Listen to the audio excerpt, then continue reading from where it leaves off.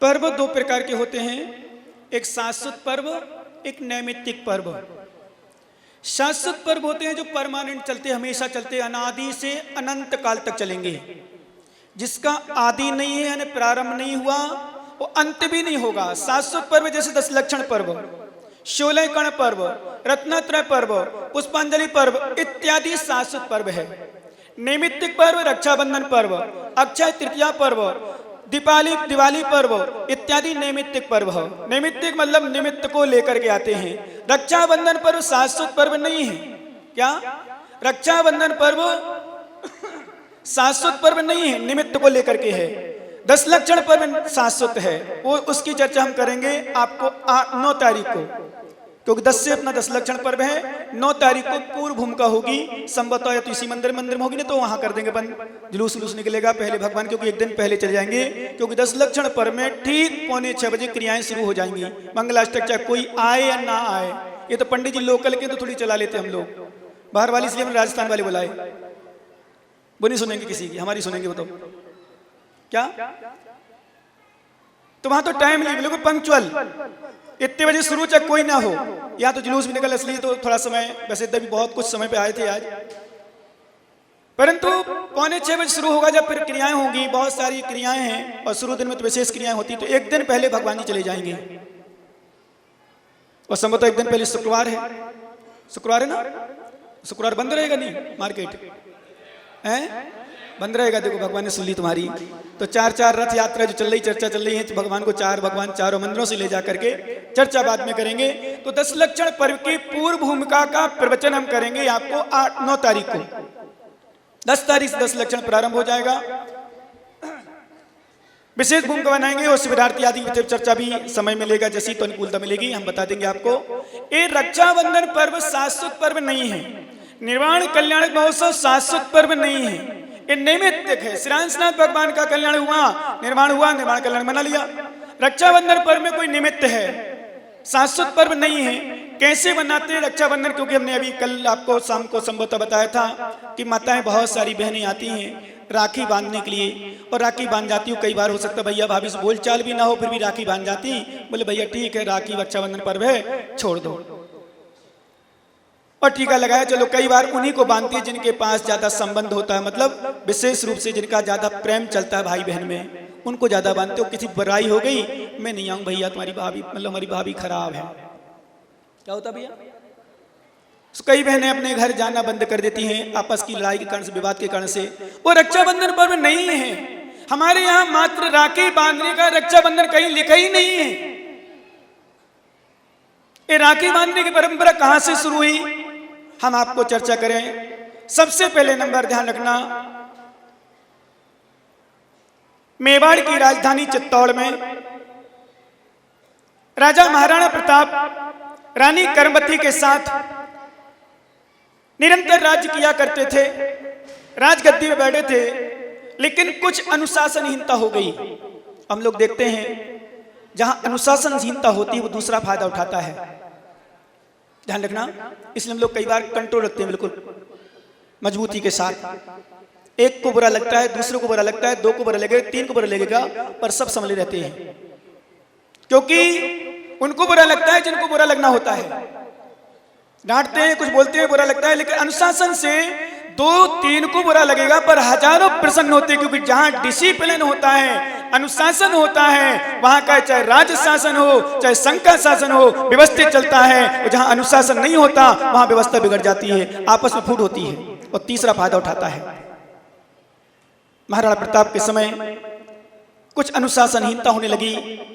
वो अनुशासनहीनता में गुजरात नरेश ने चित्तौड़ में चढ़ाई कर दी, ध्यान देना, चित्तौड़ में चढ़ाई कर दी। और जब चढ़ाई कर दी तो राजा को, महाराणा प्रताप को मार दिया। अर्थात क्या हुआ, अंतिम समय हो गया, ध्यान देना विशेष। तो जो रानी कर्मवती थी, माताओं सुनो ध्यान से, ये हिंदू धर्म के अनुसार है। वो रानी कर्मवती ने एक छोटे से लिफाफा में हल्दी चावल रख के एक धागा भेजा था सूत का, इसका धागे का सूत भेजा था। राखी कहते हैं, राखी भेजी थी हिमायू के पास, भैया बनाया था कि भैया मेरे पति देव चले गए, अब तुम ही मेरे रक्षक हो, तुम ही मेरे सहायक हो और तुम ही मेरी रक्षा करो। तो हुमायूं ने रक्षा की थी। तब से रक्षाबंधन पर्व हिंदू दर्शन के अनुसार मनाया जा रहा है। उससे रक्षाबंधन पर्व को मनाते बहनें अपने भैया के हाथ में राखी बांधती हैं, इस दृष्टिकोण के लेके भैया मेरी रक्षा करना, मेरे सील की रक्षा करना, मेरे धर्म की रक्षा करना, मेरी रक्षा करना, इस दृष्टिकोण करके लेके मात्र बहन भैया को राखी बांधती हैं। अपने यहाँ बहुत बड़ा विषय है, अपने यहाँ छोटा नहीं है। अपने यहाँ रक्षा का महत्व बहुत है। क्यों राखी बांधे? वैसे राखी बांधने का तो कहीं विधान विशेष आया नहीं है। क्या आया अभी हम आपके सामने चर्चा करेंगे। सबसे पहले नंबर अपन चले उस उज्जैनी नगरी में। कहाँ पर? उज्जैन नगरी में। उज्जैन नगरी में श्री वर्मा राजा राज्य करते थे, जिनके 4 मंत्री थे, बलि, प्रहलाद, नमुची, बृहस्पति। ध्यान से सुनना सभी लोग, और चाहो तो अपने जीवन में उतारना। ये चारों मंत्री राजा के विशेष रूप से सेवा किया करते थे, लेकिन चारों मंत्री विधर्मी थे। राजा धर्मात्मा था, सम्यक दृष्टि था, गुरुओं का भक्त था, पर चारों लोग विशेष रूप से निर्गंत मुनियों की विनय नहीं किया करते थे, निर्गंत मुनियों को नहीं मानते थे। और आचार्य ने स्पष्ट लिखा, ध्यान रखना, कान खोल के सुन लेना, चाहे कहीं भी आप देखना, चाहे जैन हो, चाहे कोई हो, चाहे साधु हो, चाहे पंडित हो, कोई भी हो, नोट कर लेना। हमारे आचार्य में लिखा है कि जो व्यक्ति, ध्यान रखना, जो व्यक्ति जो साधक होकर के भी, संयमी होकर के भी साधकों का अनादर करता है, गुरुओं का अनादर करता है, गुरुओं को नहीं मानता है, वो संयमी होकर की मिथ्या दृष्टि है। ऐसा हमारे आचार्य भगवान कुंद कुंद स्वामी ने प्रवचन अनुसार में लिखा है। क्या? कुंद कुंद स्वामी ने प्रवचन अनुसार में स्पष्ट लिखा, जो ध्यान रखना, हमारे आचार्य हमारे कुंद कुंद तक लिखा, स्वप्न में भी, ध्यान देना एक शब्द, स्वप्न में भी, सुधीर भैया, स्वप्न में भी यदि कोई निर्गंत मुनियों का अनादर करता है, यानी नोट कर लेना पंडित जी सब, कभी जाओ प्रवचन करने या पूजा कराने, विधान कराने, सब जरूर बोलना, स्वप्न में भी निर्गंत मुनियों का यदि कोई अनादर करता है तो वो नियम से मिथ्या दृष्टि है। जागृत अवस्था में छोड़ो, नियम से। वो चारों मंत्री राजा श्री वर्मा के यहाँ राज्य किया करते थे, मंत्रणा किया करते थे, सलाह दिया करते थे, और राज्य चलता रहता था। वहां पता चला शुभ समाचार आए। ध्यान रखना, मैंने एक दिन आपको बताया था, सूर्य उदय होने पर, मैंने भैया, सूर्य उदय होने पर कमल खिलता है। सूर्य उदय होने पर कमल खिलता है, पर कुमुदनी मुरझाती है। ज्ञानियों ध्यान रखना, सूर्य उदय होने पर कमल खिलता है। सभी बच्चे हैं, सभी लोग ध्यान रखना। ये बात, सूर्य उदय होने पर कमल खिलता है, कुमुदनी मुरझाती है। ऐसे अपने नगर में आते हुए साधुओं का समाचार सुन करके सम्यक दृष्टि का हृदय कमल खिलता है और मिथ्या दृष्टि का मुरझाता है, पापी का मुरझाता है। आप अपनी परीक्षा करना, जब कभी सिरसागंज में कोई निर्गंत मुनिराज आए सौरभ भैया, और मन प्रसन्न हो जाए, गदगद हो जाए, अरे कहाँ के घेवर और कहाँ की फैनी, यही सबसे बड़ी हमारे फैनी है, यही हमारे गुरुवर फैनी है, जो हमारी आत्मा का भोजन कराएंगे, अमृत भोज कराएंगे। ध्यान रखना, हमें जिनवाणी का पान कराएंगे। क्योंकि मैं बोलियों पर महत्व नहीं देता हूं, आपने सुना ही होगा स्थापना में, मैं पैसों में महत्व नहीं देता हूं, मैं तो तुम्हारी भावना को महत्व देता हूं। विश्वास करना ज्ञानी, हमेशा याद रखना, क्योंकि ये पैसा, ये धन दौलत तो यहीं चली जाएगी, पर जिनवाणी का तुम पान कर लोगे तो भव भव में तुम्हारे साथ जाएगा। इसलिए वो चारों मंत्री, जब श्री वर्मा राजा ने समाचार सुना कि अपने नगर के उद्यान में 700 महामुनिराज, यहाँ 2 मुनिराज का समाचार सुना, तुम लोग खुश हो गए थे। हमने देखा था जब पता चला, क्योंकि एंड टाइम पे फाइनल हुआ था, हमारा समय पर फाइनल हुआ, प्रवचन हुए उस समय भी फाइनल नहीं था। दोपहर में आचार्य ने बुलाया, बोले यही रुकना है विश्रांत सागर जी, क्योंकि मेरा भी केसलोन का समय था। पर विनिवेश सागर महाराज को बुलाए, बोले महाराज बताओ, बोले हम लोग इच्छा थी साथ में जाने की, पर केसलोन का समय इन्होंने भी कहा, बोले नहीं यही रुकना है। सच में ज्ञानी। और जैसे समाचार मिला, हम लोग जब छोड़ने गए, जब वापस आ रहे थे, भले वो कम बच्चे रहे, ये बात है, मुझे चेहरे तो ज्यादा याद नहीं है, पर कुछ बच्चों की याद है। विश्वास करो, बड़े खुश हो रहे थे, बड़े प्रसन्न नजर आ रहे थे कि हमारे नगर में वापस मुनिराज रुकेंगे कुछ दिन के लिए। और फिर जब यहाँ से गए और सूचना आप लोगों की भावना बनती रही, और चतुर्मास की जब भावना बनी और मन प्रसन्न हो गया तुम्हारा कि हमारे यहाँ नगर में मुनिराज रुकेंगे, चतुर्मास होगा। और चतुर्मास क्या होगा, एक इतिहास रचा जाएगा जो अभी नहीं, अभी तो शुरू हुआ है, अभी तो दूसरा कार्यक्रम होगा भाई साहब। हैं 1 महीना हो गो, निकल गो इतनी जल्दी, क्या बात है। 1 महीना निकल गए यूं ही, अब जल्दी जल्दी निकल जाएगा। पर मेन हम बताएं आपको, सही में पूरे चतुर्मास की यदि क्रीम है, पूरे चतुर्मास का यदि फल है, पूरे चतुर्मास का यदि मक्खन है, तो 10 लक्षण पर्व है। और 10 लक्षण पर्व जिसने उपयोग कर लिया, ज्ञानी ध्यान रखना, ऋषभ दुकान है तुम्हारी, जिन जिन की दुकान हो और जितने बच्चे हो, बैठना चाहे शिविर में, क्योंकि इतने बजे तक तो बैठे 11-12 बजे तक, चिंता न करना, मैं हूं तुम्हारा, पर तुम्हें वंचित नहीं करने दूंगा, धर्म से भी और तुम्हारी दुकान से भी, तुम्हारी दुकान से भी नहीं धर्म, लेकिन उपयोग करना है। मैं तो कहूं दुकान छूटती छूट जाए, व्यापार छूटता छूट जाए, व्यापार तो जिंदगी भर करते आए, ध्यान रखना, पैसा तो जिंदगी भर कमाते आए हैं, लेकिन हमें पुण्य कमाना है। 10 लक्षण पर्व में आराधना कर दिए, अनुष्ठान में बैठ करके, विधान आदि करके, पूजा करके, जिनवाणी का पान करके, और सुबह सुबह जब 5 बजे जब आत्मा का, शुद्धात्मा का ध्यान लगाया जाएगा, और सिरसागंज में जब ओंकार की धुनी गूंजेगी, तो अजय लोग भी ध्यान करेंगे, देख लेना, आनंद आएगा। ध्यान रखना, वो चारों मंत्री और राजा, जब राजा ने समाचार सुना, तो ध्यान देना भैया, जब राजा ने समाचार सुना, राजा तो प्रसन्न हो गया। क्या? राजा तो प्रसन्न हो गया, लेकिन चारों मंत्री मुरझा गए।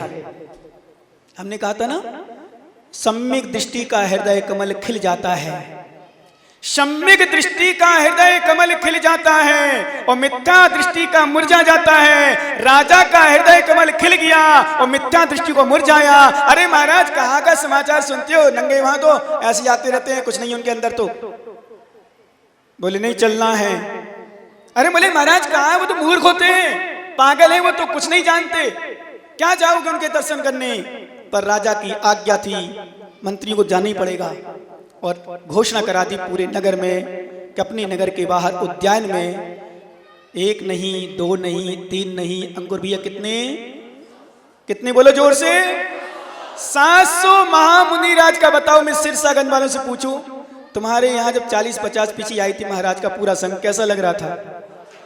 और वही 700 मुनि राज आ जाए तो वो तो माता जी एलक चुल्लक सब मिला करके, यदि पूरे मुनिराज हो, 700 मुनिराज एक साथ, आहा, उस नगरी का माहौल तो मैं समझता हूँ, कहाँ की दुकान, कहाँ का मकान, कहाँ की पत्नी, कहाँ के बच्चे, कोई नजर नहीं आता होगा। एक ही लगते हो चलो मुनिराज के दर्शन करके आए, उनकी जिनवाणी सुन के आए।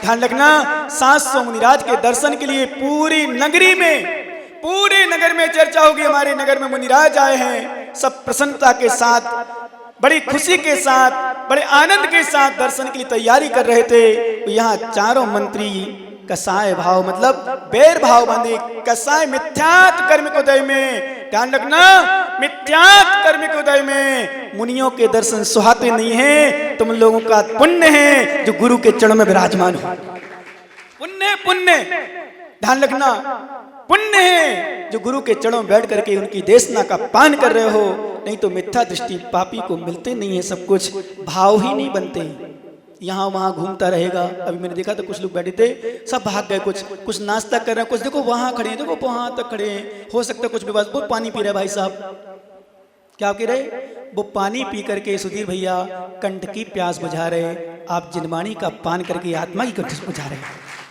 अनादिकाल से जो कंठ सूखा है हमारा, अनादिकाल से कंठ सूखा है। और जब ध्यान रखना, जब बरसात नहीं होती, गर्मी का मौसम होता है, और गर्मी के मौसम में पृथ्वी फट जाती है, और पृथ्वी फटने का अर्थ वो अपना ओंठ फाड़ लेती है, ओंठ खोल लेती है। किसके लिए बोलो ज्ञानी, किसके लिए?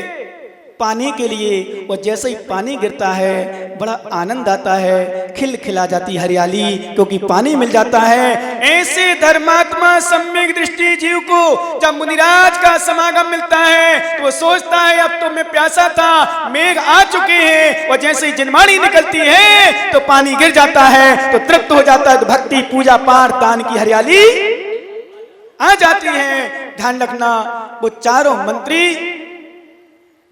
मंत्री राजा श्री वर्मा के साथ गए तो पर बिना मन के गए। और मैं हमेशा एक बात कहता हूं, मेरे प्रवचन सुनने आना, बिना मन के मत आना, नहीं हो इच्छा तो चले जाना घर, पर बिना मन से मत बैठना। क्या मेरे प्रवचन सुनना आना तो कभी बिना मन से मत बैठना, नहीं तो बिना मन से सुनोगे तो मालूम चला कहीं का कहीं को सुन लोगे। इसलिए विशुद्धि के साथ आना तो सुनने का आनंद है, और तुमने विशुद्धि नहीं रखी, अंदर श्रद्धा नहीं है, भावना नहीं है, तो तुम्हारे अंदर वो स्थिति रहेगी जैसे हमारे आचार्य लिखते हैं, दोषमेव समादत्ते ना गुणं बिगड़ो जना जलौ का स्तन संप्राप्त रक्तम पिबति नामृतम। आचार्य माने लिखा दोषमेव समाधत्ते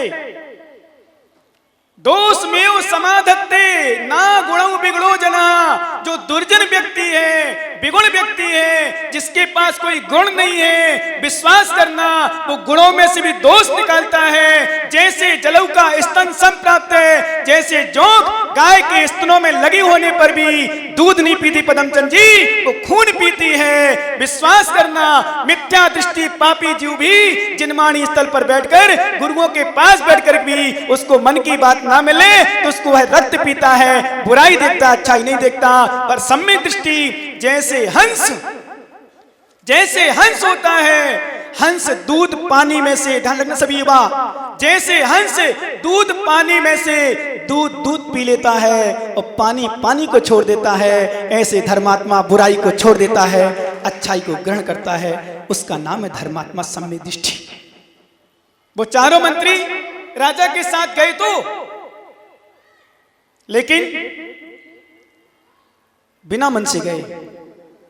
वहां अकंपनाचारी महामुनिराज, जो गुरु लोग होते हैं, बड़े लोग होते हैं, बड़े दूरदृष्टा होते हैं, ध्यान रखना, बहुत कुछ सोच के चलते हैं, कहाँ किससे बोलना, कहाँ किससे नहीं बोलना। पर समस्या ये है आज, यदि मैंने राहुल का नाम नहीं लिया और गौरव का नाम ले लिया तो राहुल ऐसे बैठ के जैसे उनको कुम्हला गया हो, फिर ये आएगा, फिर कुछ ना कुछ बुराई करेगा, फिर कुछ ना कुछ। मैंने विशेषता देखी यहाँ ज्ञानियों की, सबकी, यहाँ की नहीं, यहाँ तो अभी मौका नहीं मिला, अभी समय नहीं हुआ। ये विडंबना है, एक का सम्मान हो जाए तो मैं कई बार बड़े बड़े कार्यक्रम में सम्मान करते ही नहीं हूँ, बड़े बड़े कार्यक्रम में नाम लेते ही नहीं हूँ। बहुत विशेषता है मेरी, मैं बहुत कुछ कर देता हूँ उसके लिए। क्यों?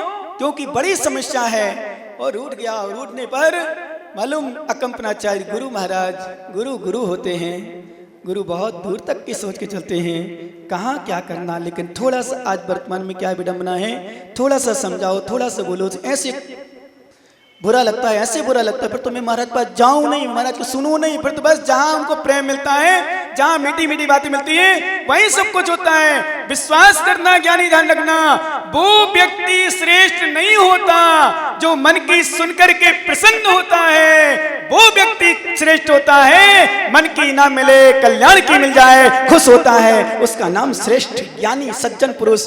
जोंक नहीं होता, हंस होता है सम्यक दृष्टि। कौन होता ज्ञानी? हंस। हंस का अर्थ क्या है? बोलो ना ज्ञानी, हंस का अर्थ क्या है? हंस मतलब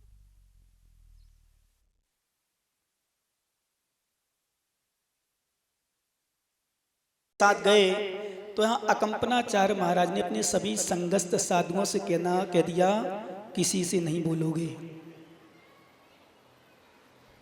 क्या? क्योंकि संग नायक का बहुत बड़ा दायित्व होता है। ऐसे संग नहीं चलता, तुम जैसे चमचागिरियों पर लगा दो तो हो जाओ कल्याण। कहाँ बोलना, किससे नहीं बोलना, ये सब ध्यान दिया जाता है। क्या? बहुत कुछ। नहीं तो सिरसागंज में भाई साहब चतुर्मास हो जाना या सक्सेस मुश्किल पड़ जाए।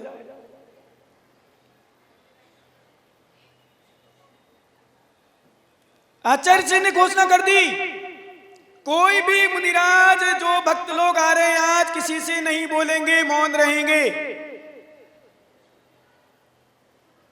वो गुरु आज्ञा श्रुधार। क्यों, क्या कारण है, क्यों नहीं बोले, क्यों नहीं बोले, नहीं क्यों नहीं चलता यहां। डिसिप्लिन चलता है, अनुशासन चलता है। वो विश्वास करना, जिस संघ में डिसिप्लिन है वो संघ व्यवस्थित चलता है, और जिसमें डिसिप्लिन नहीं है वो अवस्थित परेशान रहेगा। चाहे घर हो, चाहे परिवार हो, चाहे समाज हो। समाज में यदि अध्यक्ष मंत्री आदि का डिसिप्लिन है, अनुशासन में है, अनुशासन रखते हैं, तो विश्वास करना वो समाज बढ़िया चलती है। जिस परिवार में मुखिया डिसिप्लिन में रखता है सबको, वो मुख्य परिवार के जब बच्चे हो चाहे बच्चियां। आजकल बोले महाराज बच्चे बात नहीं मानते, हमारे बच्चे हमारी बात नहीं मानू, कहीं जाना है तो जाना है, मैं खेलना है तो खेलना है, वहां जाना है तो जाना। अरे इसका मतलब डिसिप्लिन नहीं है। मुखिया का मतलब क्या होता है भैया? मुखिया का मतलब कह दे कि ऐसा करना तो करना। आजकल बच्चे इतने खतरनाक हो गए, माता पिता की बात नहीं सुनते, माता पिता की बात नहीं सुनते। आजकल मैंने सुना मास्टर लोग बच्चों को अनुशासन में रख सकते, बच्चे रखते हैं मास्टर को। क्यों मास्टर बोल क्या नहीं तुम तो लेकिन भूल मत कर देना। हाँ यदि रिपोर्ट हो गई ना FRI तो चौकी मिलोगे सीधे, हमें छुड़वाना पड़ेगा। अनुशासन है वो वैसा अलग है, अपन अपना समझ के मार देते डांटते हैं। आप तो अच्छा करने के लिए करते हो, पर यदि किसी नीचे वाले को डांट दिया मार दिया ना और FIR दर्ज हो गई, विश्वास करो छूटना मुश्किल पड़ जाएगा तुम्हारा। ये संसार चल रहा है वर्तमान में, इसलिए आज बच्चे कहाँ बुद्धिहीन निकल रहे। हम लोग तो पढ़ते थे गुरु मारे धम धम और विद्या आवे छम छम। क्या पढ़ते थे हम लोग? छोटे पढ़ाया जाता था गुरु मारे धम धम विद्या आवे छम छम। जब गुरु मारते हैं विश्वास करो तो विद्या अपने आप आती है। आज गुरु ने मानना बंद कर दिया, विद्यार्थी स्वतंत्र हो गए।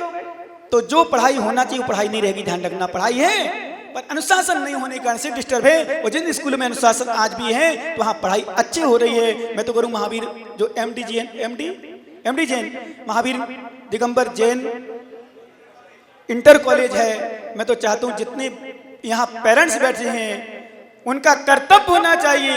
आपके भगवान के नाम से स्कूल है, आपकी जैन समाज का स्कूल है, इनके माता पिता को एक भी बच्चा दूसरे स्कूल में पढ़ने नहीं जाना चाहिए, इसी स्कूल में आना चाहिए, तभी हम स्कूल तरक्की होगी। नहीं तो मैंने सुना अधिकांशतः बहुत कम लोग अपने बच्चों को स्कूल भेजते हैं। इतना बड़ा स्कूल जहाँ 2-2, 3-3 हजार बच्चे पढ़ते हैं, पर आपके बच्चे अधिकांशतः दूसरे स्कूल में जा रहे हैं। नहीं, अपने स्कूल का नाम होना चाहिए, उसको याद रहना चाहिए हमने कहाँ पढ़ा, बोले MD में पढ़ा।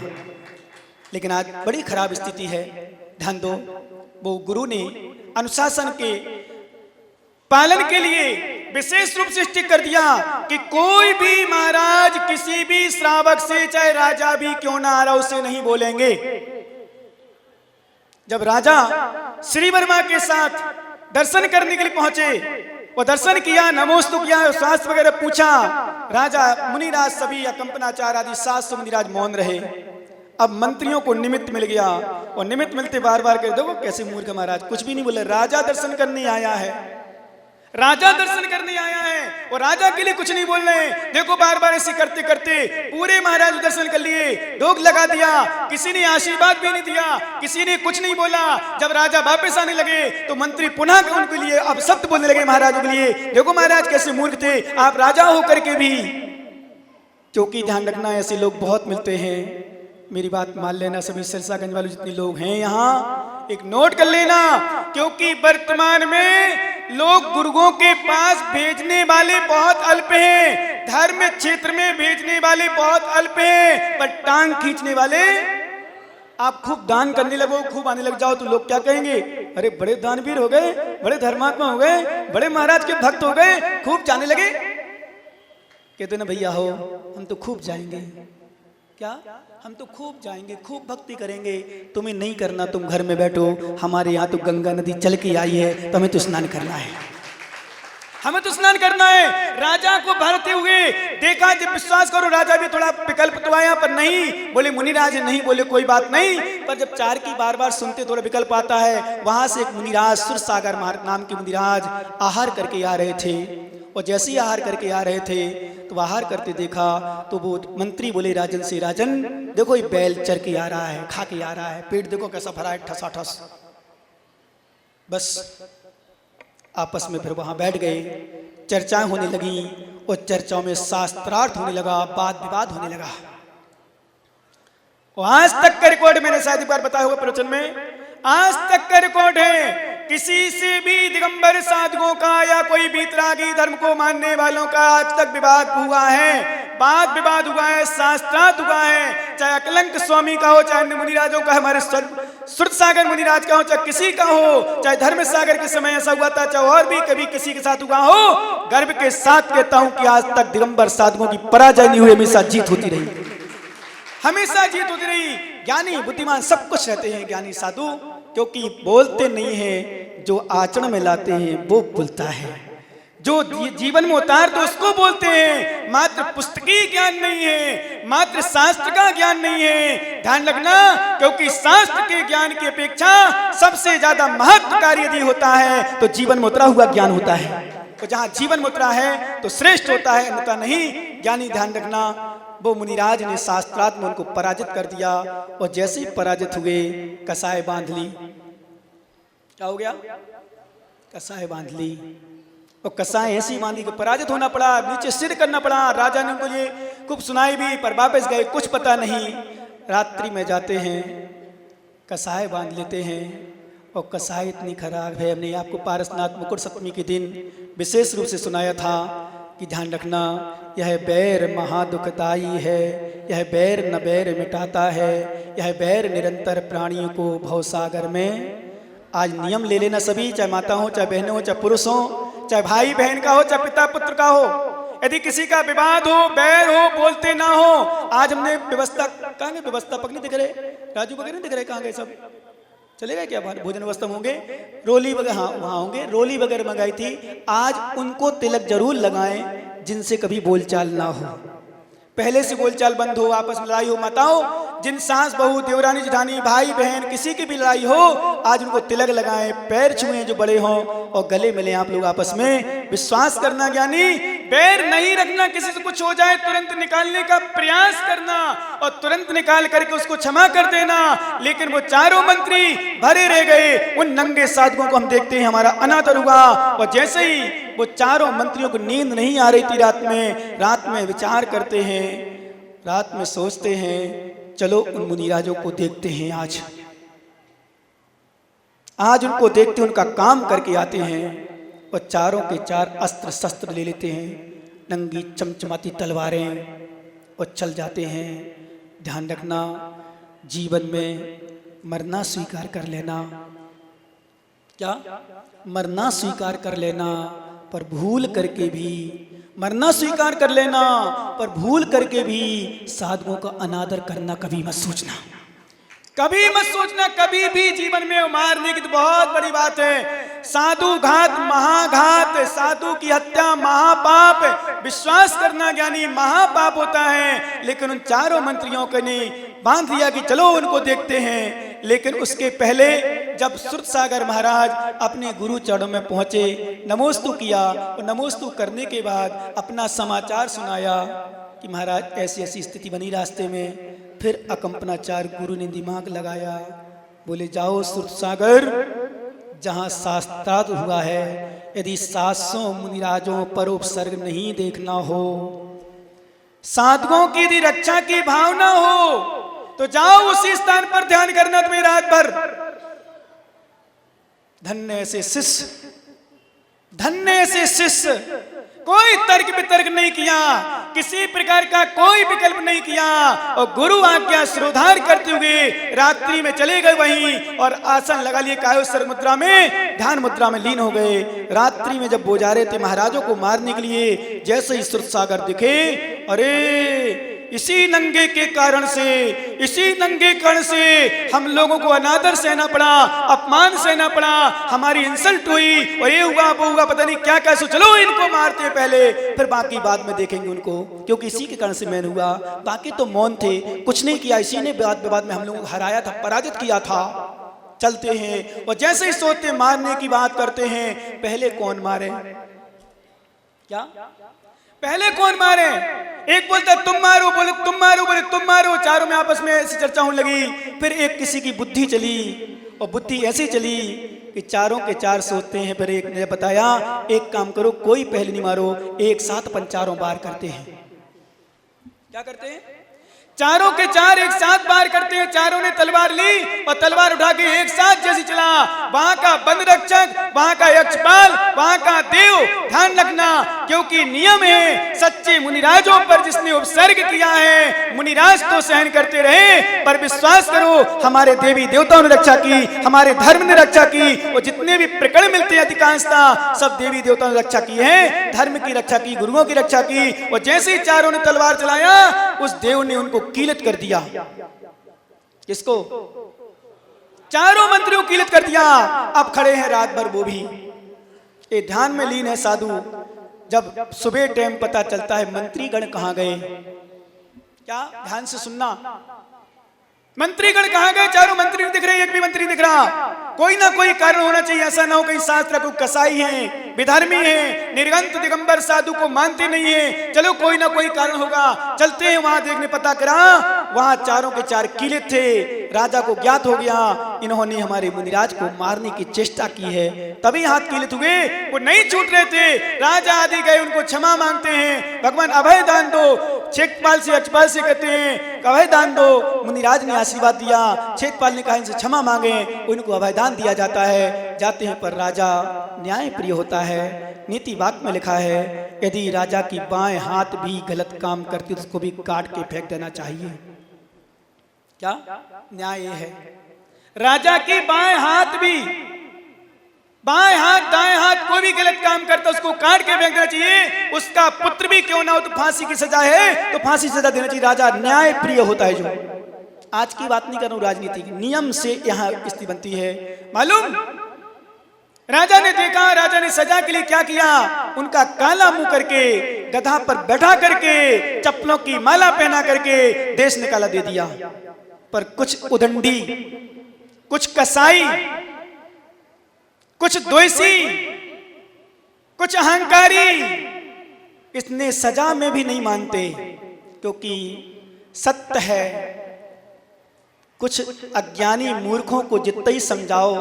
हमारे याचन में लिखा है, ध्यान रखना, प्रायः मूर्खस्य कोपाय, प्रायः मूर्खस्य कोपाय, ध्यान रखना। आचार्य महाराज कहते हैं प्रायः मूर्खस्य कोपाय सन्मार्गस्य उपदेशनम नलका कस्य एवो विशस्य ही वर्धनम। आचार्य महाराज ध्यान रखना, बहुत सुंदर सूत्र के, अथवा एक जगह लिखा उपकारोपि नीचा नाम अपकाराय कल्पते पन्नगेन पया पीतम विशस्य ही वर्धनम। आचार्य महाराज छत्र चूड़ामणि ग्रंथ में बहादुर सिंह सूर लिखते हैं कि निकृष्ट पुरुषों के लिए, ध्यान देना ज्ञानी, निकृष्ट पुरुषों के लिए, अज्ञानी के लिए उपकार की बातें भी, कल्याण की बातें भी अपकार जैसी लगती हैं। प्रवचन भी उसको चुपता है, कल्याण की बातें भी कष्टदायक होती हैं। पन्नगेन पया पीतम विनभिया, पन्नगेन पया पीतम, ध्यान रखना, जैसे सर्प को दूध पिलाया जाए विशस्यो ही वर्धनम, विषी बढ़ता है, ऐसे मिथ्या दृष्टि को सन्मार्ग का उपदेश भी उसके लिए घातक होता है, कल्याण नहीं कर पाता, और ढीठ हो जाता है। कई लोगों को जब सजा दी जाती है, चाहे संघ में हो, चाहे देश में हो, चाहे राजनीति में हो, चाहे कानून वाला हो, और ढीठ हो जाती है। इसने ऐसा किया, अब बताऊंगा, इसके कारण सजा मिली, मैं बताऊंगा, इनको बदला लूंगा, और बदले की भावना से वो चल दिए। जब देश निकाला मिला, चलते चलते धीरे धीरे चलते चलते निकलते गांव नगर शहर पार करते हुए हस्तिनापुर पहुंच गए, जहां पर विष्णु कुमार मुनिराज के भाई पदम, क्योंकि यहां विष्णु कुमार पदम आदि को लेकर 100 भाई थे। महापद्म उनके पिताजी का नाम था।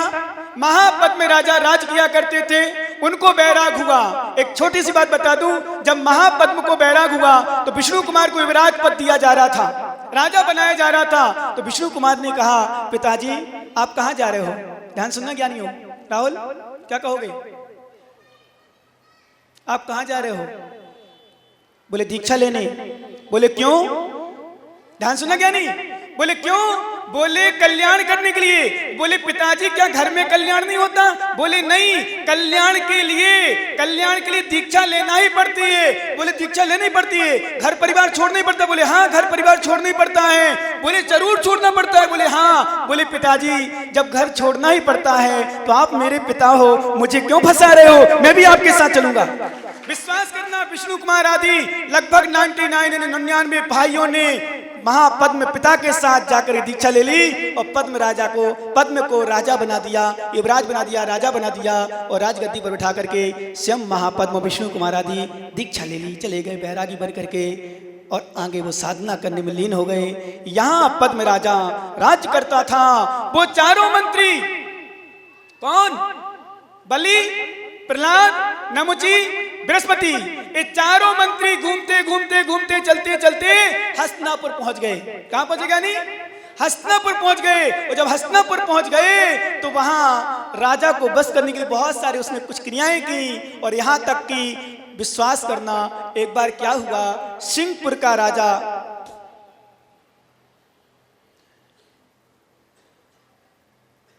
परेशान करता था हस्तिनापुर के राजा को, पद्म को। ये चारों मंत्री बड़े ज्ञानी थे, कुछ बुद्धिमान थे। और बुद्धि दो प्रकार की बुद्धि होती है, एक अच्छी बुद्धि, एक बुरी बुद्धि। ध्यान रखना, अच्छी बुद्धि वो होती है चलो महाराज के प्रवचन सुने आए, चलो संयम साधना ग्रहण करें, चलो स्वाध्याय कर ले, चलो खाली बैठे माला फेरने। और बुरी बुद्धि वो होती है कहो यहाँ प्रवचन में बैठे बैठे मौका मिला है, चलो मोबाइल चला ले। बुरी बुद्धि वो होती है चलो यार खाली टाइम है वहां कहां जाए, चलो कुछ खा लें, तो आइसक्रीम मिल रही तो आइसक्रीम खा लो, पड़ाके मिल रहे पड़ाके खा लो। बुरी बुद्धि, टाइम है आज कहां जाए, वहां कौन भीड़ भाड़ में कहां, चलो दुकान चला लो। ये बुरी बुद्धि, अच्छी बुद्धि नहीं। ध्यान रखना, ऐसे लोग जिसके बच्चे होते ना, कई बार मौका का फायदा उठा करके बातें करना, घूमना, यहाँ मारना, ऐसा करना। क्यों? मौका का फायदा, जैसे ही दृष्टि हटी तुरंत दृष्टि चली जाती है बुरी। ऐसे लोग बुरे लोग होते हैं। और कुछ अच्छे लोग होते हैं, अरे कोई नहीं देख रहा तो क्या हुआ, कर्म तो देख रहा ना, क्या कर्म देख रहा। पर बुरे लोगों की दृष्टि बुरी जाती है, अच्छे लोगों की बुरी दृष्टि अच्छी जाती है। वो नियम है, दृष्टि का ही दुनिया में फेर है। सृष्टि दृष्टि से चलती है, सृष्टि बिगड़ती है तो दृष्टि से बिगड़ती है, सृष्टि सुधरती है तो दृष्टि से सुधरती है। नोट कर लेना ज्ञानी, क्या सृष्टि बिगड़ती है अथवा यूं के सृष्टि में रहने वाले लोग बिगड़ते हैं तो दृष्टि से बिगड़ते हैं और सुधरते हैं तो दृष्टि से सुधरते हैं। दृष्टि तुम्हारी निर्मल होगी तो परमात्मा बन जाओगे, और दृष्टि खोटी होगी तो नारकी बन जाओगे। क्योंकि आपने देखा होगा एक मिट्टी की नवरात्रा में कभी यहाँ मूर्तियां बनती नहीं बनती, देवी वगैरह की मूर्तियां, काली आ गई, काली जी क्या बोलते हैं, दुर्गा मैया आदि की क्या बनती भैया रोचक? नवरात्रा में देवियां बनती, 9 देवियां बनती हैं तो मिट्टी की बनती। भाई साहब पंडित साहब कितनी बनती हैं? मिट्टी की देखना, उसी मिट्टी का राक्षस बनाया जाता है, उसी मिट्टी का शेर बनाया जाता है, उसी मिट्टी का अस्त्र शस्त्र बना देते हैं, उसी मिट्टी का पूरा आकार बनाया जाता है। मिट्टी की होती ना, आकार देने के अलग अलग तरीके होते हैं। ज्ञानी राक्षस बनाना है, शेर बनाना है, चूहा बनाना है, देवी बनाना है, अस्त्र शस्त्र बनाना है, क्या बनाना है वो मूर्तिकार के ऊपर डिपेंड करता है। मिट्टी एक है, ज्ञानी ध्यान रखना, हमारा मन एक है, हमारी आत्मा एक है। हम जो चाहें दृष्टि का फेर है, सम्यक दृष्टि बना लो, अपनी सोच को अच्छा बना लो तो स्वर्ग में देव बन जाओ, और अच्छा बना लो तो मोक्ष चले जाओ, और खराब बनाओ तो नरक त्रिंज में चला जाओ, और थोड़ी सी मिसिंग बना लो तो मनुष्य गति में चले जाओ, मायाचारी करो तो त्रिंज गति में चले जाओ, और ज्यादा पाप करो तो नरक में चले जाओ। बनाना एक ही है, हम मूर्तिकारी है, हमारी आत्मा ही मूर्तिकार है। जो बनाना चाहे एज यू विश। होता सिम जगत प्रणाम, मैं जग का कुछ नहीं कर सकता, जो जैसा बना। लाइट होती लाइट, भैया सुधीर जी आपके यहाँ फ्रिज है क्या? अरे हाँ बोलो ना, तो क्यों डर रहे? फ्रिज है ना। और आपके यहाँ संदीप भैया हीटर है कि हीटर भी है, फ्रिज भी है, और पंखा भी है। आपके पास भी होगा भाई साहब, पंखा भी होगा, फ्रिज भी होगा और हीटर भी होगा, तीनों चीजें। क्या बात है, एक ही घर में तीनों मिल गए हैं तो अलग अलग मिले, एक घर और की है होगी। ध्यान देना क्या नहीं, एक लाइट। ध्यान दो सभी माताएं बहनें बच्चे जो बाहर की हो, विशेष रूप से कभी नहीं आ पाए, रक्षाबंधन में आई भैया को राखी बांधने। अच्छा है आज गुरु के मुख से जिरमानी मिल रही है। एक लाइट है, लाइट विद्युत करंट, एक लाइट है, लाइट विद्युत। ध्यान रखना, उसी विद्युत को हम चाहें पंखे वाले स्विच में लगा दें तो चला देती है, घुमा देती है। वही लाइट ना भाई साहब, उसी विद्युत को हीटर में लगा दें तो जला देती है, आग लगा देती है। जला लो विषय का ना, उससे को अलग विषय, पर जला देती है। ध्यान देना ज्ञानी, उसी विद्युत को अलग अलग थोड़ी विद्युत ज्ञानी सब अलग अलग थोड़ी विद्युत, यहाँ की हीटर की अलग हो, पंखे की अलग हो, और बिना भैया फ्रिज की अलग लाइट हो। है क्या तुम लोगों के यहाँ? बोलो ना, नहीं है ना? ध्यान दो ज्ञानी, लाइट एक है, विद्युत एक है। माताओं बहनों समझ में आ रही? जितनी बच्चियों विशेष रूप सुने, बाकी 10 लेक्चर में सुनाएंगे। विद्युत एक है, लाइट एक है। यदि हम उसको पंखे में लगाते हैं तो घुमा देती है, और हीटर में लगाते हैं तो जला देते हैं, और फ्रिज में लगाते हैं आइसक्रीम जमा देती है। विद्युत एक है, ध्यान रखना।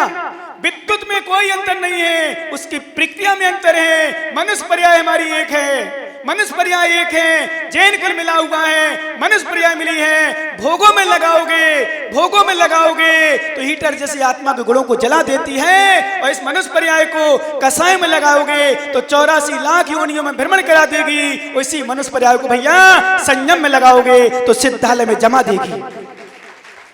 बस विद्युत जैसे काम करती है। विद्युत जैसे अच्छा काम करो, जीवन में बुरा कभी नहीं करो। अच्छा काम करो, बुरा मत करो। क्योंकि एक बार का छोटा सा मुझे दृष्टांत आता है। एक सिरसागंज के किनारे कहीं गांव में आसपास में आग लग गई। क्या हो गया? आग लग गई। ध्यान सुनना भैया, बहुत मार्मिक दृष्टांत। सभी माताएं बहनें चाहे तो अपने अपने दिमाग में नोट कर लें।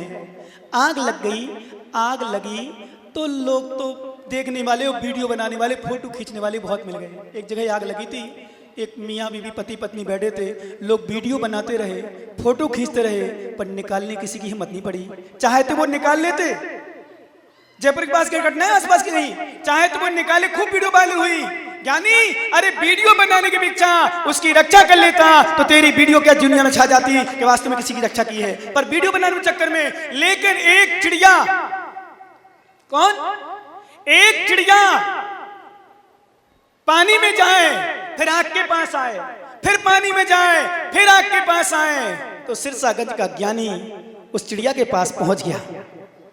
बोले चिड़िया क्या कर रही है तू? आग में बार बार आ रही है, फिर पानी में जा रही है। बोले मेरा समय बर्बाद मत करो। कौन बोली? वो चिड़िया बोली मेरा समय बर्बाद मत करो। बोले चिड़िया तू क्या कह रही है? बोले हाँ, मैं मेरा समय बर्बाद मत करो। बोले कर क्या रही तू, समय बर्बाद नहीं करो? बोले देख नहीं रही सारी आग लग गई, आग बुझा रही हूं। पर सिरसागंज का ज्ञानी था। बोले आग बुझा रही है, तू अपना चेहरा देख पहले दर्पण में, तो अपनी चोंच देख अपने दर्पण में, तो आग देख कितनी बड़ी है। बोले कितनी बड़ी है? बोले बहुत बड़ी है। बोले क्या हुआ तो? बोले मालूम, ध्यान रखना, सिरसागंज सभी लोग माताएं बहनें सभी सुन ले, कान खोल लेना।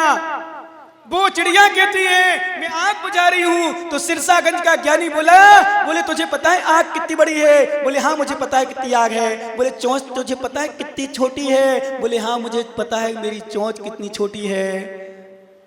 तो फिर क्या कर रही है तू? बोले बुझाने का प्रयास कर रही हूं। बोले क्यों? बोले सुन लो।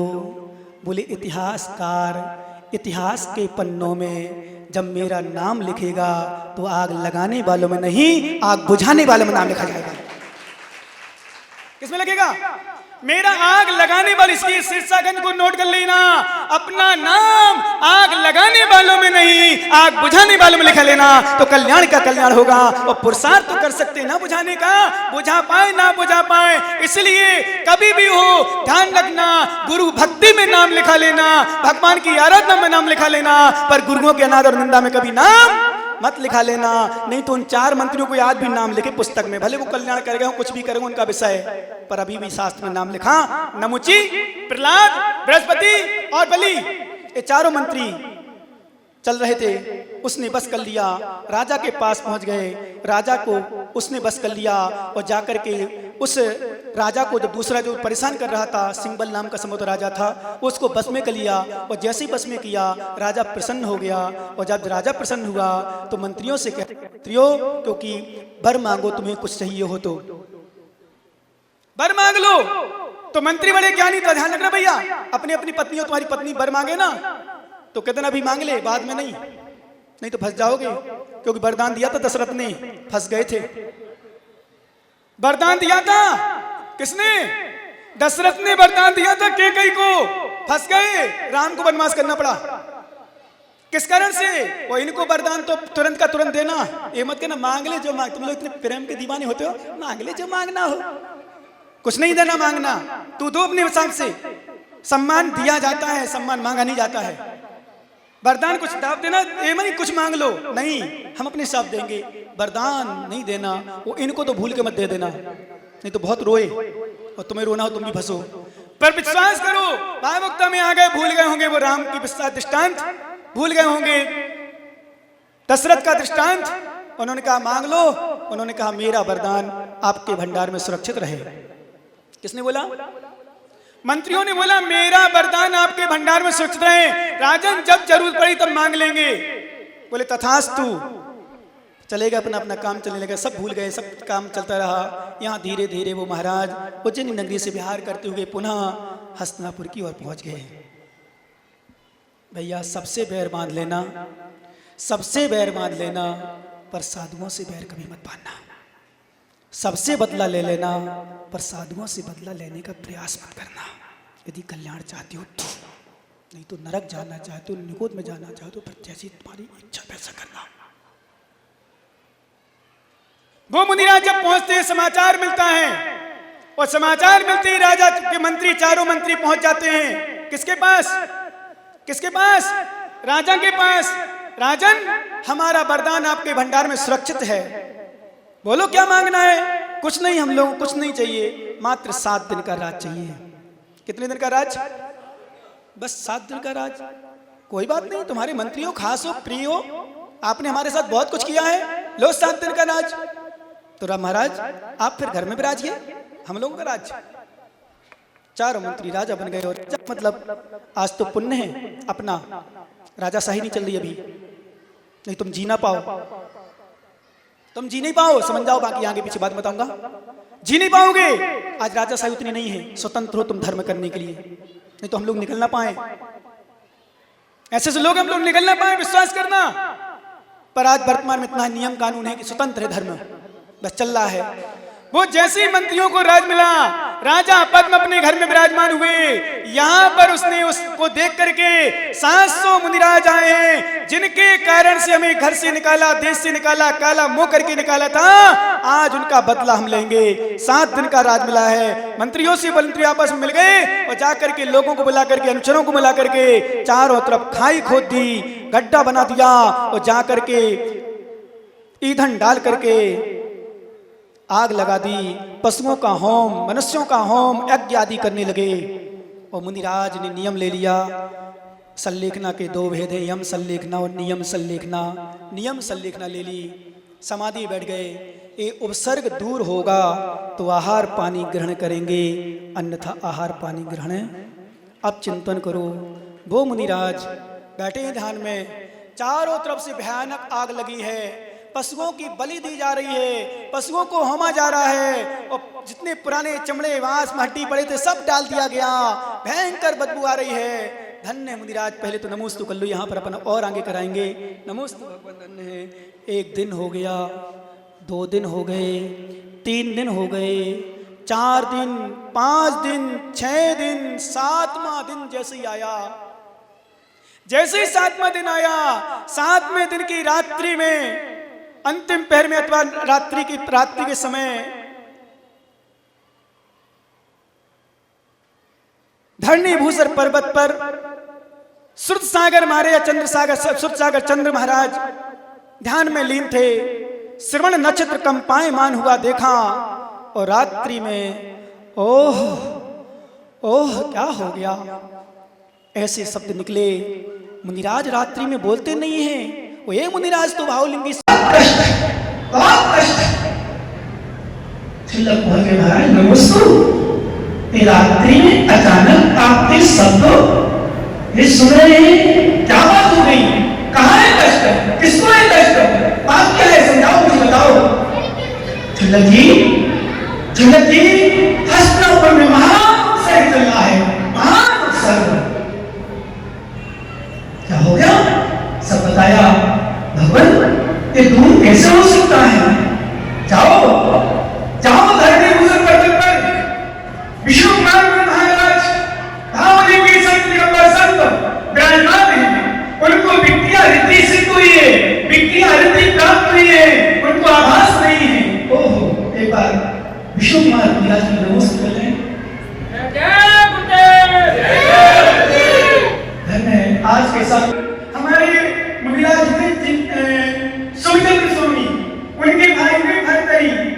भर्तरी ने सोना बनाने की सिद्धि करी। क्या बनाने की? सोना बनाने का एक रसायन तैयार किया साधना करके। तो उन्होंने सोने के लिए क्या किया? अपने भाई को बदले दिगंबर बन गया, साधु का बन गया। उसके बाद भेजूं सुमंत्री को भेजा, जाओ सोना बन ले आओ। और जब सोने ने देखा नहीं तो फिर वापस आकर क्या हुआ? मैं देखा ही नहीं उन्हें। फिर दूसरा और बड़ा भर्ती भेजा, हो सकता है तो कम भेजा, इसलिए बड़ा भर्ती भेजा, फिर नहीं देखा। तीसरी बार भर्ती सोने नौकरों के हाथ से भेजे, इसलिए नहीं देखा होगा। तो उस जब चले गए तब सेवे में आप क्या कर रहे हो? ये सब कुछ साधना कर रहे हो, हो गए साधना, तपस्या कर रहे हो। क्या तपस्या है? मैंने सोने बनाने की विद्या सीख ली। आप चलो घर में आराम से सोना बनाओ, रहो, खाओ पियो, मस्त रहो। तो मालूम सोमचंद्र स्वामी क्या कहते हैं? बोले तुमने तपस्या की इसके लिए, रसायन प्राप्त करने के लिए रसायन बनाए हैं। मेरी तपस्या का फल देखो, उनने अपने चरणों की धूल उठाई। सुन लो शिक्षागण वालों, एक काल्पनिक घटना नहीं है। चरणों की धूल उठाई, पहाड़ पर फेंक दिया, पूरा पहाड़ ही सोने का हो गया। उसका नाम ही सोनागिरी हो गया। सोनागिरी, सोनागिरी, एमपी दतिया के पास। नाम सुना है ना? ऐसा सोनागिरी नाम हो गया। धरती देखते रह गए, धरती देखते रवि उन्होंने लगा एकाकी निष्प्रासनता पानी पात्र दिगंबरा कदा संभु भवस्यामि कर्मणि मृच्छा। हे भगवान, हे शंभु, वो दिन कब आए जब मैं पानी पात्र में हार करूं और साधना करूं, एक ध्यान मतलब एक निरंतर बिना विचार करके मैं विचार करूं, निराश करूं और साधना करके तपता हूं जो कर्म क्षय में निमित्त है। ध्यान रखना, उनको विष्णु कुमार को विद्या रिद्धि सिद्ध हुई है, रिद्धि प्राप्त हुई है, उन्हें आभास ही नहीं है। जाओ चुनर के इसी समय और विष्णु कुमार को आभास कराओ। वो सर्ग वही दूर कर सकते और कोई नहीं कर सकता। चुल्लक की रात्रि में ही ध्यान रखना, साधु की रक्षा की दृष्टि से चल पड़े। और जैसे वहां गए बेटा थी, विष्णु कुमार ध्यान में लीजिए, उनको नमोस्तु किया, नमोस्तु के बाद भगवान नमोस्तु नमोस्तु नमोस्तु, उनने ध्यान विसर्जन किया। चुल्लक जी ध्यान सुनो भैया, ये तो बात नहीं हो जानी, लेकिन भैया बिल्कुल नहीं पारे जी, सुनो ध्यान से, बड़े ध्यान लगा के सुनना। कोई माताओं के मेरा विशेष निवेदन है, मैं कोई बातें कर रहा हो बिल्कुल नहीं करना, बिल्कुल शोर नहीं। 10 मिनट के लिए मात्र सौन से साधना करके सुनना, बस कुछ नहीं करना। बात सुनने कोई भी बात न करे, जहां मेरी दृष्टि ना भी डाले कोई भी बात न करे। मात्र लास्ट में उपसंहार का विषय है, मेन विषय आ रहा है। क्योंकि सुना तो तुमने बहुत पढ़ लिया, पुस्तकों में सब पढ़ लिया, पर वो विषय जो मैं देना चाह रहा हूँ, जिस भाव से वो भाव तुम्हारे तक पहुंचाना चाहता हूँ। विष्णु महाराज जैसे वो चुल्लक जी पहुंचे और चुल्लक जी पहुंचते हैं, भगवान नमोस्तु। चुल्लक जी इतनी परेशान क्यों नजर आ रहे हो? आपका शरीर हिल रहा है, आप कांप रहे हो, आप दुखी महसूस हो रहे हो, क्या कारण है? महाराज बहुत बड़ा कष्ट है। क्या बात है बताओ ना। सासों निरंतर उत्सर्ग आया है, भयानक उत्सर्ग है। भगवान वो उत्सर्ग सिर्फ और सिर्फ आप ही दूर कर सकते हैं, ऐसा उन्होंने कहा है। मैं उत्सर्ग को दूर कर सकता हूँ? कैसे? भगवान आपको विज्ञान दी हुई है, उनको आभास नहीं, उन्होंने परीक्षा के लिए हाथ बढ़ाया, हाथ फैल के अपने चला गया, दान हो गया। ले लूंगा सिंधन बाद में, ले लूंगा सिंधन बाद में, ले लूंगा दीक्षा बाद में, ले लूंगा प्राश्चित गुरुजनों में, पर शास्त्रों पर घोर उत्सर्ग। और जैसे सिंधन छोड़ा और छोड़ करके जाते हैं, सबसे पहले धर्मपद राजा के पास जो सभी भाई थे, ध्यान देना, जो सभी भाई थे, भैया महाराज आप इतने जोश में? हाँ मैं क्या सुन रहा हूं, मैंने क्या सुना? तुम्हारे राज में, तुम्हारे राज में राजा बंधु भी, तुम्हारे शासन में सब कुछ हो रहा है, सर्वमाता जीत में। महाराज महाराज मेरा राज्य नहीं है, मैं राजा नहीं हूँ स्वामी, मैं राजा नहीं हूँ। किसका राज्य है? तुम्हारा राज्य नहीं है, राजा बना के छोड़ गए थे, तुम्हारे शासन चल रहा है। बोले राजा भगवान महाराज मेरा राज नहीं है, मैं मजबूर हूँ, मैं कुछ भी नहीं कर सकता स्वामी। मैं देख रहा हूँ, मैं भी सुन रहा हूँ, मेरी आंखों में आंसू है भगवान, मैं करूँगा, मैं तड़प रहा हूँ, मैं भी रो रहा हूँ, मेरे रोंगटे खड़े हो रहे भगवान, लेकिन कर क्या सकता हूँ? तुम क्या नहीं कर सकते, तुम राजा हो, बहुत कुछ कर सकते हो।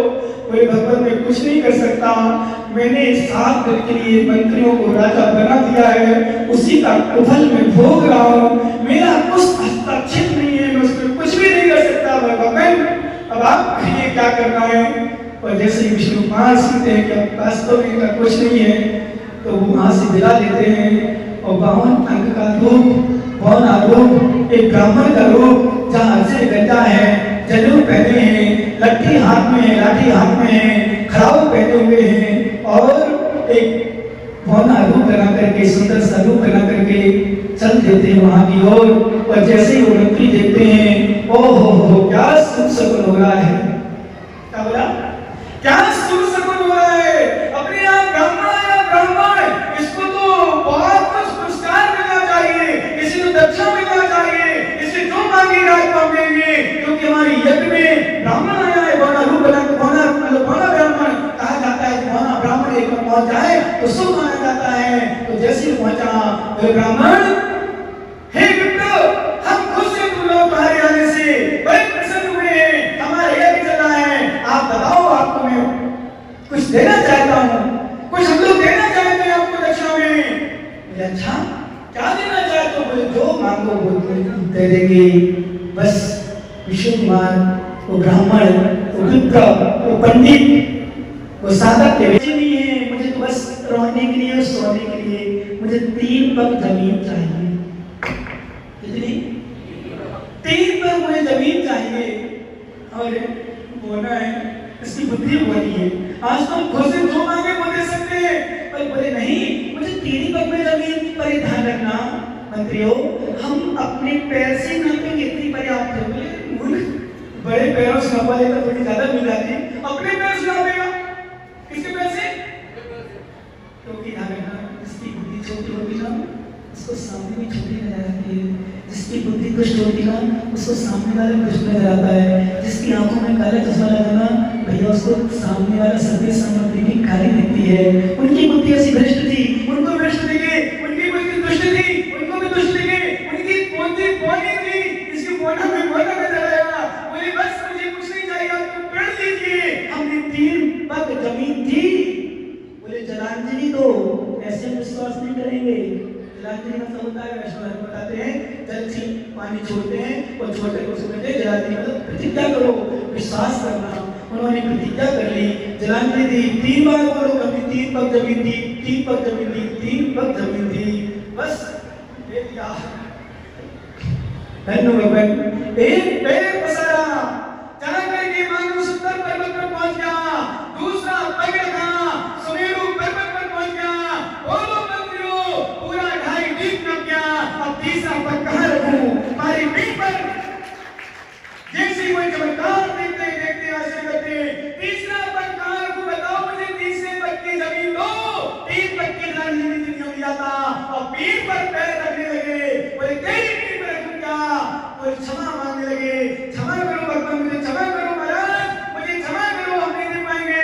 बोले क्षमा मुझसे नहीं, जाओ उनका अवसर दूर करो, जिनको तुमने अवसर किया है उनसे क्षमा मांगो, तब मैं क्षमा करूंगा, क्षमा नहीं कर सकता।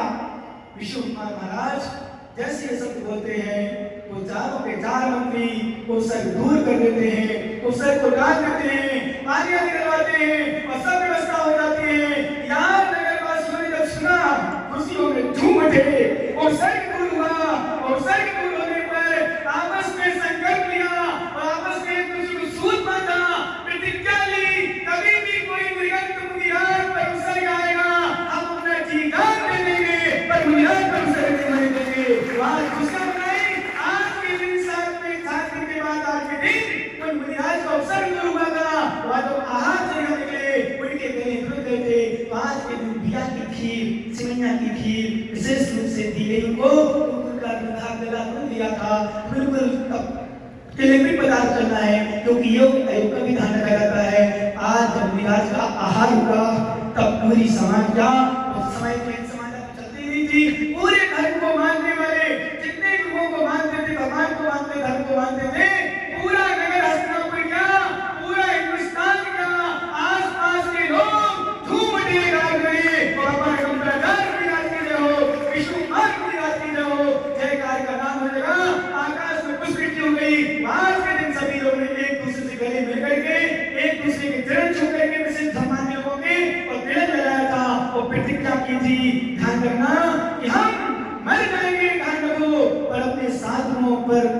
उत्सर्ग नहीं होने देंगे। तभी से रक्षाबंधन पर्व एक मनाने का यहाँ रक्षाबंधन पर्व का मतलब इतना नहीं कि बहन ने भाई को राखी बांधी वो रक्षाबंधन पर्व।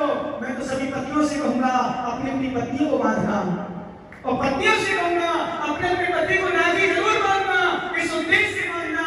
हे पति लोग, आपने शादी तो कर ली, मेरे साथ जीवन दे रहे हो, पर मेरी रक्षा का संकल्प तो बंधवा लो, मेरी रक्षा करना।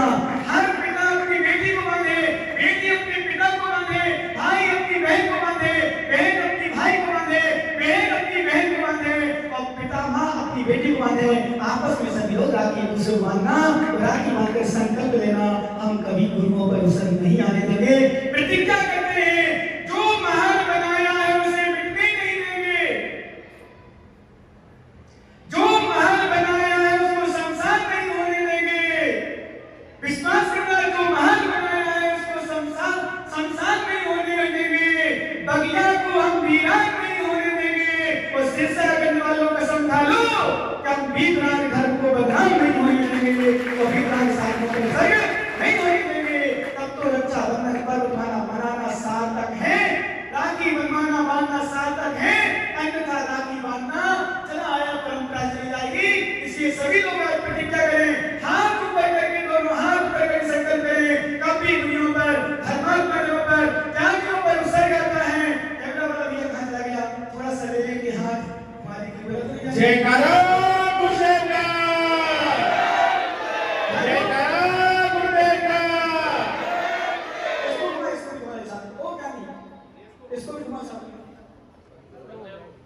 बंद है, कोई बात नहीं, लाइव में चला, रिकॉर्ड कर फिर वो लाइव चला, उसे रिकॉर्ड नहीं हुआ तेरा। क्या ध्यान रखना, हाथ पीछे के नीचे उड़ेगा, हम ओम बोलेंगे जब तक ओम समाप्त नहीं करें तब तक हाथ नीचे नहीं करना। हाँ लेने आने के फोटो ले ले सबकी तरफ से।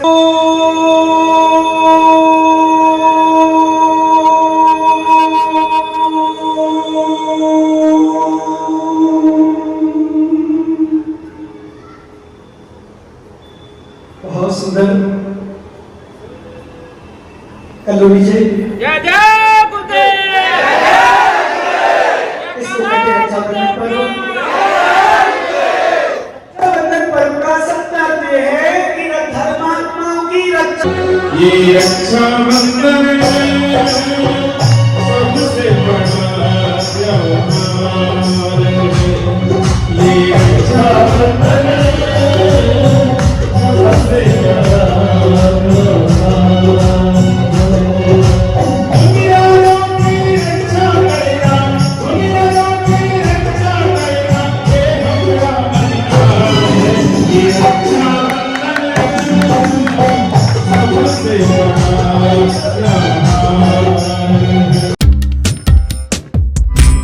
जिनेन्द्र अर्चना